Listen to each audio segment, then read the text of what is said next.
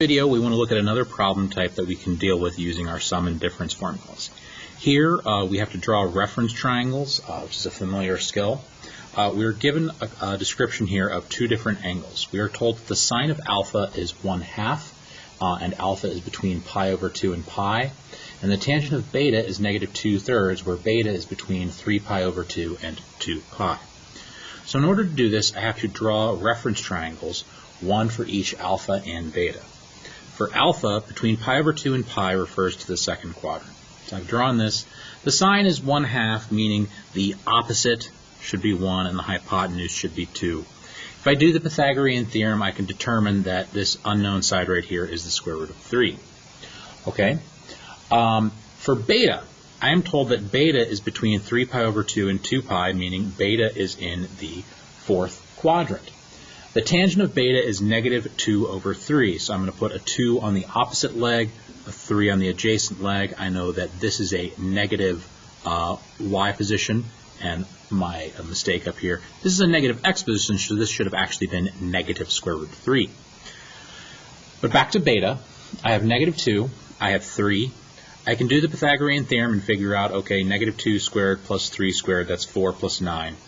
And my hypotenuse is going to turn out to be the square root of 13. All right.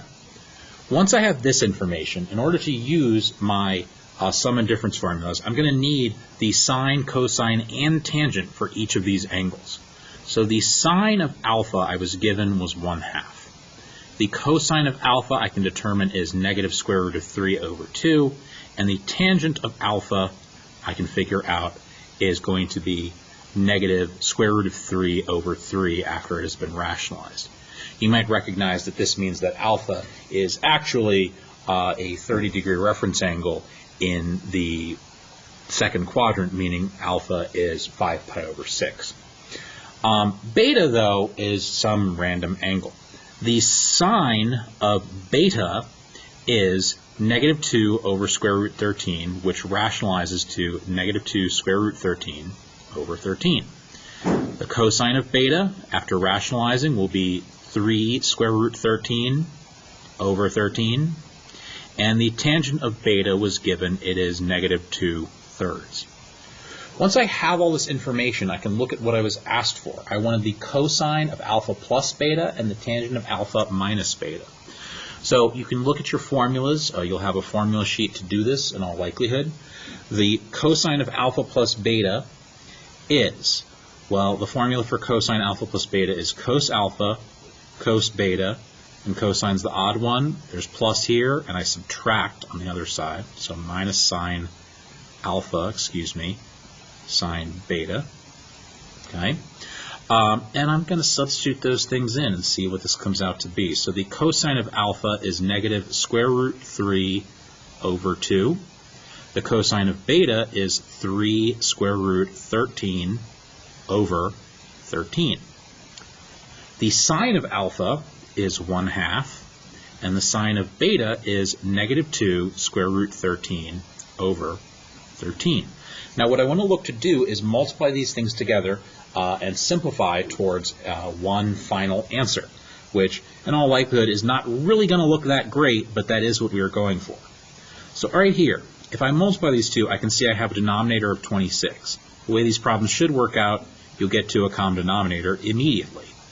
This will be negative 3 times the square root of 39 over 26.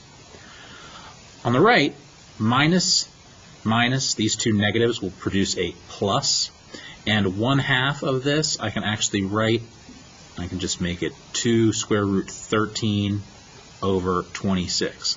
I could have simplified that 2 with that 2, but I'm going to go ahead and leave it. That way I still have a common denominator and I can combine this rather simply. And I can get my answer as negative 3 square root 39 plus 2 square root 13 over 26. And we can leave our answer just like that.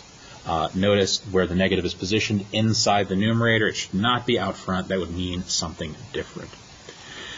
What if I was asked to find the tangent of alpha minus beta? Well, again, I'll go to my formula sheet and find my formula. The tangent of alpha minus beta is the tangent of alpha minus the tangent of beta over 1 plus the product of these two is tan alpha, tan beta. So what will this come out to be? Well, let's take a look. Tan alpha minus tan beta is negative square root 3 over 3 minus negative 2/3, which is actually going to turn out to be plus, of course.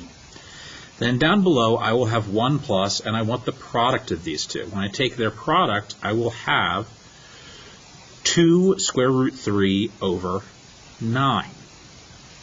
That will be the product of those two tangent values. All right, so I've got to combine this. I've got to work through it a little bit. So I have negative square root 3 over 3 plus 2 over 3. And down below, I have 1 plus 2 square root 3 over 9. Now, there are ways that I could combine this. I could go ahead and go through and find the common denominator and all that. But the simplest way, the quickest way of dealing with this is using how we simplify complex fractions by multiplying by the common denominator. Looking at these denominators inside the fraction, I can see that the common denominator amongst them is 9. So I'm going to multiply by 9. When I multiply by 9, I will get the following.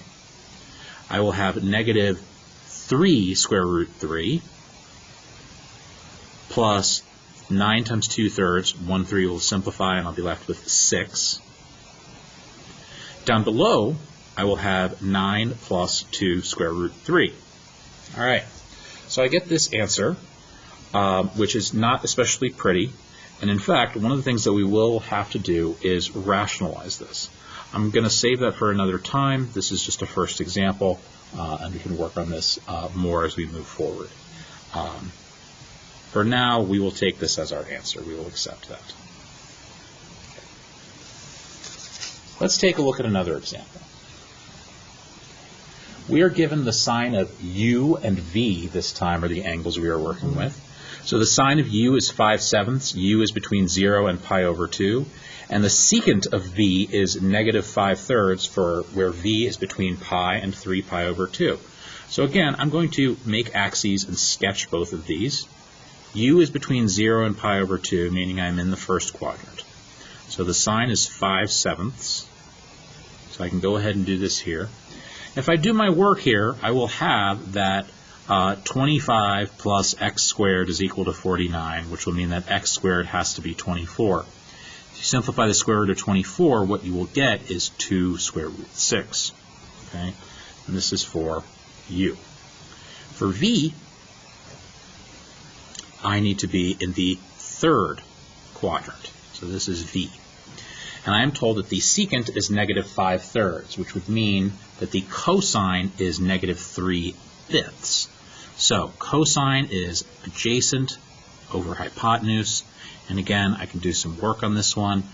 If I do, I will see that 9 plus y squared is equal to 25, which will mean that y squared is 16, which means y is either 4 or, in this case, negative 4.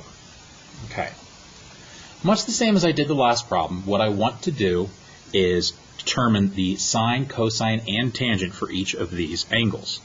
So the sine of u I already knew was 5/7. The cosine of u is 2 square root 6 over 7.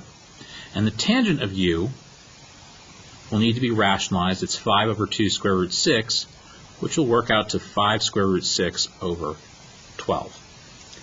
For v, v is nicer. I have a bunch of integers here. So what I can see is that the sine of v is negative 4/5. The cosine of v is negative 3/5. And the tangent of v is simply 4/3. All right. So now that I have all of that information, I'm prepared to do any of these problems as they may be presented to me. Here it is. I'm asked for the cosine of u plus v, the tangent of u plus v, and the sine of u minus v. So again, consult your formula sheet.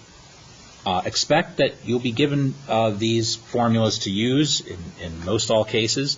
So the cosine of u plus v, the cosine sum formula would be cos u, cos v, and then minus sine u sine v.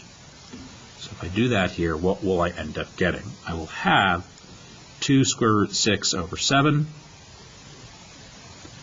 times negative 3/5 minus the sine of u is 5/7 and the sine of v is negative 4/5.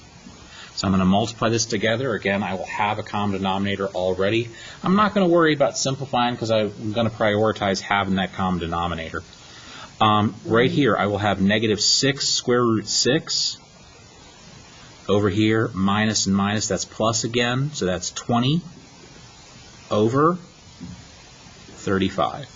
A nice, simple answer relative to these problems. These problems don't generally get very nice looking answers, but that is what we want.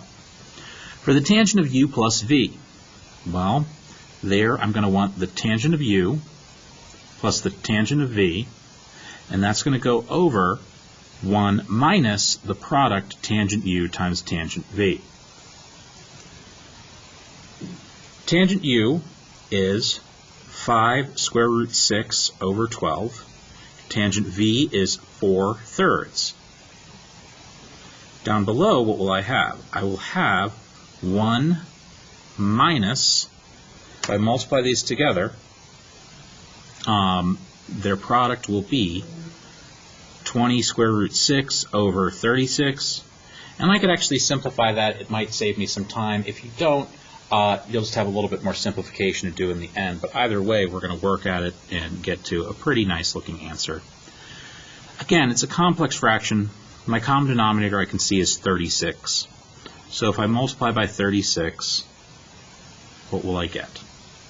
I will have 3 times 5 square root 6, so that's 15 square root 6, plus 12 times 4, so that's 48. Over here, in the denominator, I have 36 minus 20 square root 6. All right? So I see all of these things right here, and I look and see, is there something I can simplify? Doesn't appear to be, because I see a multiple of 3, a multiple of 3, a multiple of 3, and then finally something that is not a multiple of 3. So, doesn't look like anything simplifies here. Again, where we will want to go with this is to rationalize this denominator.